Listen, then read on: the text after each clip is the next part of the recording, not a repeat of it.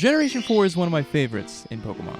I love all the designs, all the evolutions they gave the Gen 2 Pokemon, as well as all the quality of life changes that made the Pokemon series what it is today, including shiny Pokemon. Generation 4 was the first generation to introduce the Masuda method, a way to get shinies like never before. So Gen 4 had a base shiny rate of 1 in 8,192, and the Masuda method made it even easier to get these super ultra rare Pokemon. If you don't already know what the Masuda method is, it's basically this. Any Pokemon from a different language. This can be American, English, French, German, Japanese, Mandarin, or whatever, has a way better odd of producing shiny Pokemon when it is bred from another language of Pokemon. It doesn't matter what region the other Pokemon is from as long as the two are different. So, if you breed a Pokemon from, say, Japan with one from Canada, the odds of that egg containing a shiny jump from 1 in 8,192 to 5 in 8,192, or a 1 in 1,600 chance. Now keep in mind that these numbers are for Generation 4 and don't necessarily apply to the future generations, but this isn't even the easiest way to get shiny Pokemon in Generation 4. Nay. There are a couple even easier ways to get shiny Pokemon, which is what this video is going to be about. I figured since we talked about the brokenness of shiny hunting in Gen 2, we might as well jump to Gen 4. I don't know why we skipped Gen 3, but we'll get to it, I promise. But this one's a little more interesting than the other generations. I'm Cream, and welcome to Shiny Hunting is Broken in Generation 4. Real quick, if you like my content at all, go ahead and hit that sub button. We're almost at 1,000 subscribers. That is crazy to me. And you'll probably want to be in the under 1,000 club anyway, so yeah, do yourself a solid. Anyway, enough of me, let's get into the rest of this video. So if you've played Pokemon Diamond, Pearl, or Platinum, you probably already know about the Pokeradar. This is a handy little device that you get after getting the National Dex. Essentially, it lets you hunt down specific Pokemon in grass, and you guessed it, lets you get shiny Pokemon way easier. Basically, you chain Pokemon by defeating them or catching them, and then you run into another grass hoping to find the same Pokemon, and as your chain goes up and up and up, the odds of encountering a shiny Pokemon go up and up and up. The higher your chain, the higher chance of a shiny. As long as you don't leave the grass, encounter a different Pokemon, run away from the battle, or reactivate the Pokeradar, your chain will go up. It's a pretty cool way to get shiny Pokemon. You see, the chain goes up to 40. That means encountering the same Pokemon 40 times in a row and defeating them or catching them. And the odds of encountering a shiny Pokemon this way go all the way up to 1.9%, or pretty much a 1 in 50 chance. But that's only if you get up to the 40 chain requirement. The fact of the matter is, chaining Pokemon is hard in these games. You'll need a ton of repels, run into Pokemon that'll break your chain for seemingly no reason, run out of PP for not stocked up on ethers, and overall get frustrated. I've done a little bit of radar hunting myself, and I don't think I've ever hit a 40 chain. Nonetheless, the Pokeradar is a great way to hunt shinies if you have the patience. Now, if we're talking about Heart Gold and SoulSilver, you'd be hard-pressed to find a good method. There's no Pokeradar, no chain fishing, no horde encounters, no real legitimate way to increase your odds. Now, notice that I said legitimate ways to increase your odds. Well, there is a sort of exploit we can use. And this little method is pretty much why I'm making the video in the first place. We're gonna talk about the Cute Charm glitch. Now, if you already know about the Cute Charm glitch, you probably don't need to watch this video. I'm going to spoil it for you. This isn't like a newly found thing. People have known about this for years. I just like talking about fun exploits in Pokemon games. So I'm sorry if you know about this already, then click off the video. I don't care. But if you haven't heard about the Cute Charm glitch, then oh boy, strap yourself in. This is going to be a fun ride. The Cute Charm glitch is a glitch that can dramatically increase your shiny odds. And I don't mean like double or triple or even quadruple. Nay.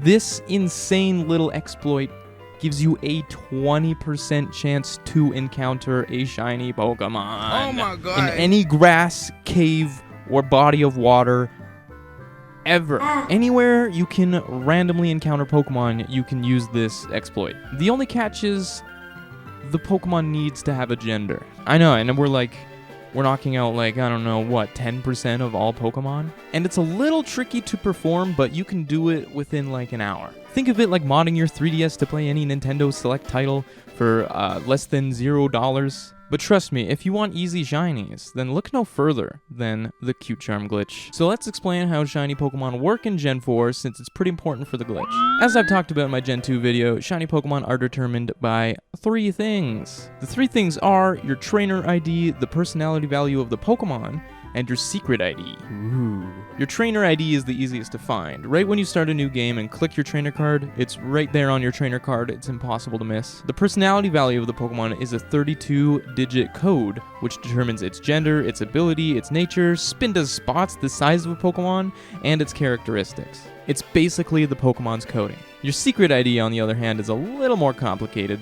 It's another 5-digit code that basically tells the player if they can or can't catch someone else's Pokemon, and determine where exactly a trainer has caught the Pokemon. The reason it's called a secret ID is because it's not something you can find easily, like your trainer ID. You actually have to find your secret ID by using some big brain math calculations. But knowing your secret ID isn't too important for the glitch. For the glitch, we need our trainer ID and our secret ID to almost match. It's hard to explain. If you haven't already watched I'm a Blissy's video, he does a way better job of explaining than I ever can or could or will. So go watch that if you're interested in all the depth breakdown of the glitch. I'm just going to show you how to perform it because it's fun. So before we begin, we'll need a couple things. You'll need a DS. I used a DS Lite for this. And you'll need a Gen 4 game. I'm using a copy of Soulsilver. Wipe it. Delete the save data. You don't need it anymore. The reason we need a new file is so we can use RNG manipulation to line up our trainer ID and our secret ID. Now I'm using a lot of big words here, but it's easier than it sounds, trust me. Now we'll need a couple programs you'll have to download onto your computer. Scary, I know. I'll link them down in the description for you, it'll be fine. One is called RNG Reporter. The other one we're going to use is called Eon Timer. And if you've seen I'm a Blissy's video, this probably looks familiar to you. So we have the programs, let's start the preparation for the glitch. So first off, we have to decide what group of natures we want. I'm going to go with this group here since it has like modest, timid, and jolly, like 3 of the best natures. Now we just take this number here and put it into this slot on Pandora's box. This is going to give us the trainer ID that will work with the shiny charm glitch.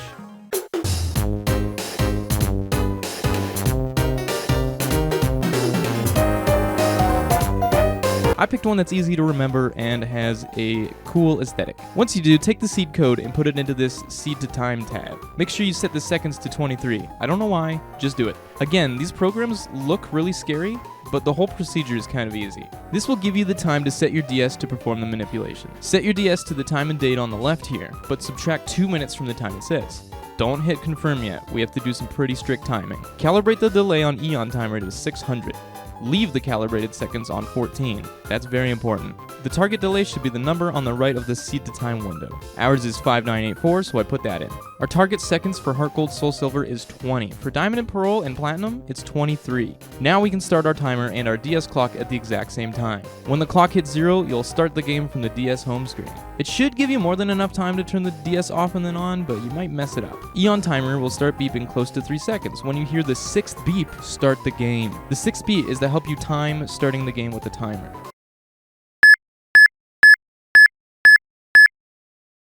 Now all you need to do is play through the intro into the very last line. The last line in Heart Gold and Soul Silver is I'll see you later. In Diamond and Pearl and Platinum, it's the TV screen. So we wait here for our next set of beeps. I'm not sure if anything in the intro matters like naming yourself or your rival or anything like that, but just make sure you're making this as consistent as possible.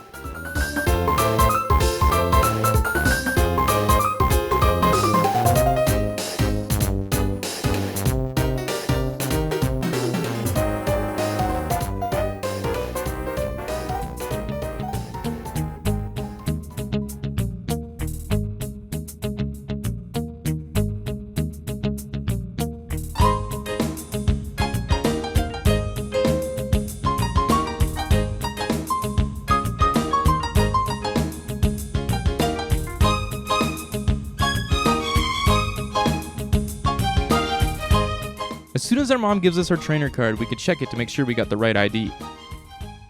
If you didn't, it's no problem. It's pretty rare that you get it on the first try anyway. Put the seed you're trying to go for in the seed to SID calculator at the top here. Ours is this number.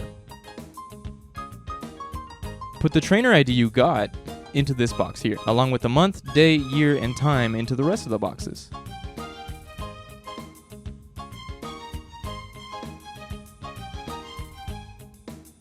Since our delay was set to 5984, we'll start our minimum delay to 5000, just to make sure we weren't way off. Find the numbers closest to the 23 seconds. Now put the delay into the delay hitbox on Eon Timer and hit update.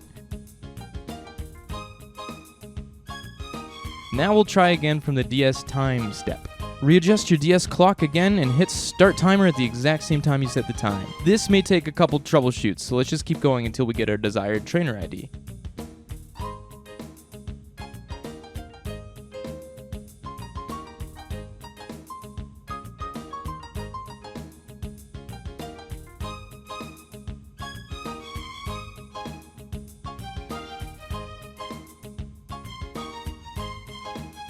And bada bing bada boom, we finally got it. Just to make sure the glitch works, we're going to trade over a Cute Charm Pokemon and test it out. And there it is, we've done it.